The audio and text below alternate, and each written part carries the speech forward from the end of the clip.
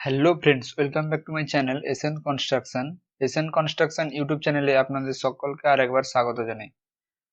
আজকে যে বাড়ির প্ল্যানটা নিয়ে এসেছি আপনাদের কাছে, ওটি হলো 27 ফুট 6 ইঞ্চি বাই 30 ফুট 3 ইঞ্চি। এখানে দেখতে পাচ্ছেন দুটো রুম, একটা টয়লেট, একটা কিচেন এবং একটা হল রয়েছে। প্রথমে আপনাদের 2D প্ল্যানটা দেখাবো, তারপর যে 3D ড্রয়িংটি রেডি করা হয়েছে ওটা আপনাদেরকে দেখাবো। তো বেশি দেরি না করে চলুন শুরু করা যাক।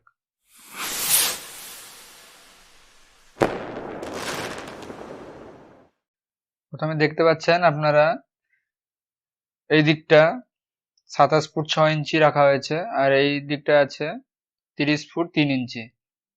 এবার বাড়ির সামনে সিঁড়িটি এইভাবে ডিজাইন করা হয়েছে। আপনারা নর্মাল সিঁড়িও ডিজাইন করতে পারেন। এটা ঠিক মন্দিরের মতো সিঁড়িটি করা হয়েছে। এটা একটা বারান্দা আছে সামনে।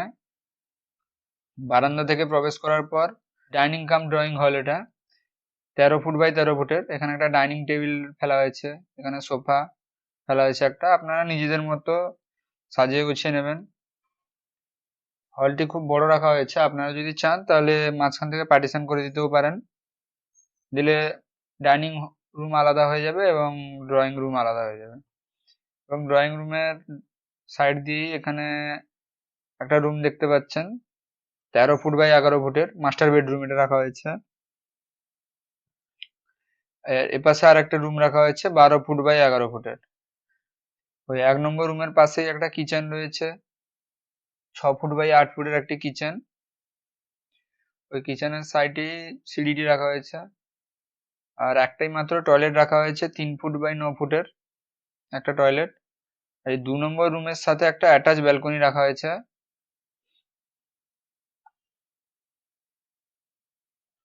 3 ফুট বাই 11 ফুটের একটি এই ব্যালকনিটা হচ্ছে 3 ফুট বাই 11 ফুটের। 3D ড্রয়িংটা দেখলে আপনারা বুঝতে পারবেন কিভাবে কি করা হয়েছে।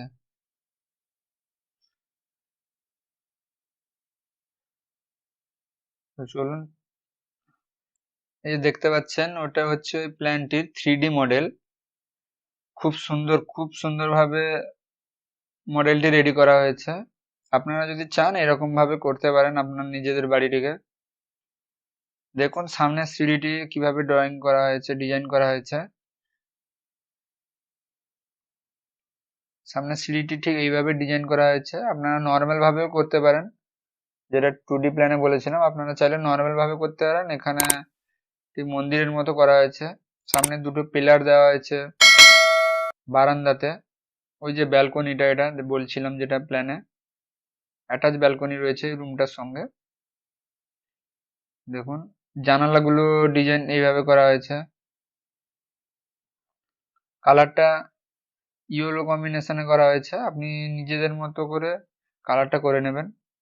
আপনি আপনার পছন্দ মতো কালারটা করে নেবেন। দোতলার উপরে একটি রুম রাখা হয়েছে। চলুন এবার বাড়িটির ভেতরের ডিজাইনটা দেখা যাক। এই যে দেখতে পাচ্ছেন বাড়িটির ভেতরের ডিজাইনটা এটি। বাড়িটির ভেতর থেকে ঠিক এরকম দেখতে লাগবে। এটা যেটা বলা হয়েছিল আপনার সামনেই যে বারান্দাটি রয়েছে, এখানে ছোট্ট একটা বারান্দা। বারান্দার পরেই এখানে ড্রয়িং ডাইনিং রুম। আপনারা এখানে একটা ডাইনিং টেবিল ফেলবেন এবং সোফা ফেলতে পারবেন। খুব বড়ই রয়েছে ডাইনিং রুমটা। 13 ফুট বাই 13 ফুটের রয়েছে। আপনারা যদি চান এটাকে মাঝখান থেকে পার্টিশন করে দিতে পারেন, সেপারেট হয়ে যাবে। এই যে 1 নম্বর বেডরুমটি দেখেছেন, এখানে একটা বেড ফেলা রয়েছে, মাস্টার বেডরুম এটা।